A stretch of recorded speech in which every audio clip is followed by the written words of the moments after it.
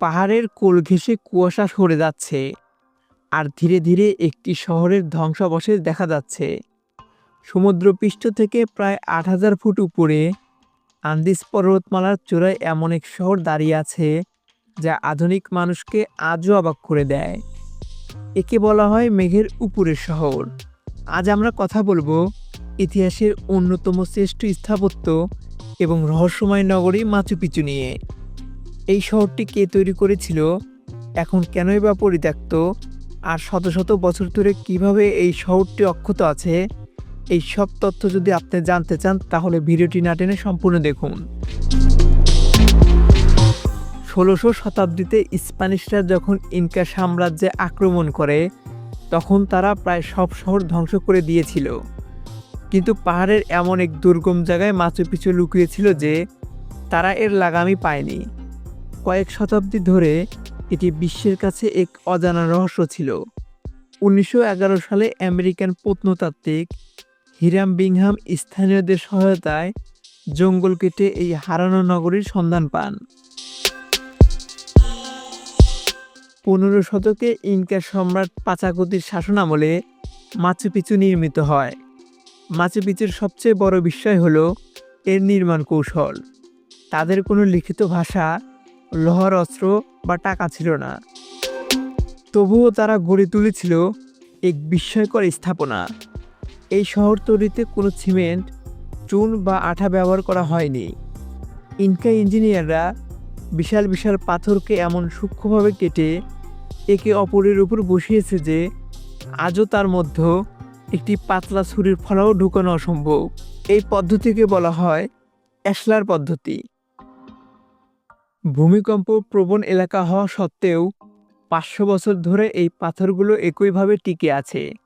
যখন ভূমিকম্প হয় তখন এই পাথরগুলো মৃদু কাঁপে, এরপর আবার নিজের জায়গায় সেট হয়ে যায়। মাচু পিচুতে একসময় ৫০০ থেকে ১,০০০ মানুষ বসবাস করত। এই মানুষগুলো পাহাড়ে চাষ করত। পাহাড়ে চাষ করা অসম্ভব মনে হলেও ইনকারা তা সম্ভব করেছিল। তারা পাহাড়ের গায়ে সিঁড়ির মতো ধাপ তৈরি করেছিল, যাকে বলা হয় টেরেস।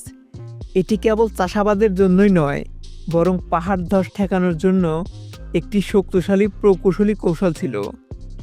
এই শহরটিতে পানীয় জলের জন্য যে ড্রেনেজ সিস্টেম বা নালা ব্যবহার করা হয়েছে তা আজও সচল। ইনকারা প্রকৃতিকে ধ্বংস না করে প্রকৃতির সাথে মানিয়ে নিয়েছিল।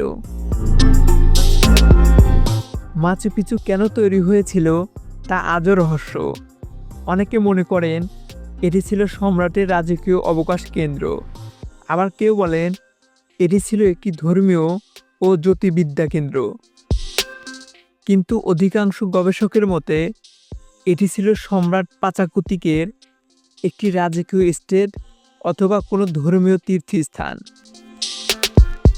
এখানে দুটি রহস্যময় স্থান রয়েছে, তা হলো মহাকাশ ঘড়ি, এর অন্য নাম হলো ইন্তিহুয়াতানা। আরেকটি রহস্যময় স্থানের নাম হলো সূর্য মন্দির।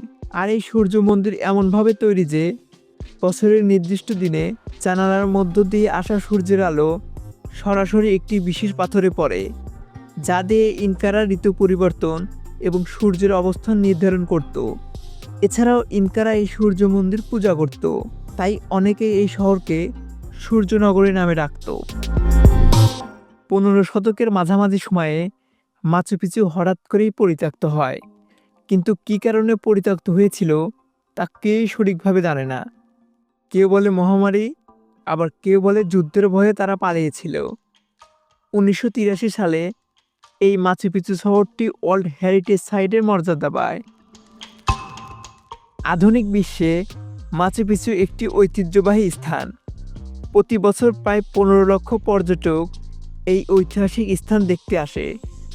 এই পর্যটকের মাধ্যমে অর্জিত বৈদেশিক মুদ্রা দেশটির যোগাযোগ ব্যবস্থা ও পর্যটন শিল্পের উন্নয়নে ব্যাপক অবদান রাখে। বর্তমানে গবেষকদের কাছে মাচু পিচু একটি গুরুত্বপূর্ণ স্থান। এখান থেকে ইনকা স্থাপত্য, কৃষি ব্যবস্থা, জ্যোতির্বিদ্যা এবং প্রকৌশল সম্পর্কে নতুন নতুন তথ্য পাওয়া যায়। মাচু পিচু মানুষকে প্রাচীন সভ্যতা সম্পর্কে জানতে অনুপ্রাণিত করে এবং প্রমাণ করে যে আধুনিক প্রযুক্তি ছাড়াও উন্নত সমাজ গড়ে উঠতে পারে। পরিশেষে বলা যায়, মাচু পিচু শুধুই ধ্বংসাবশেষ নয়, এটি মানব সভ্যতার এক নীরব গল্প। এটি এমন এক সভ্যতা যারা প্রকৃতির সঙ্গে মিল রেখে বাঁচতে জানত।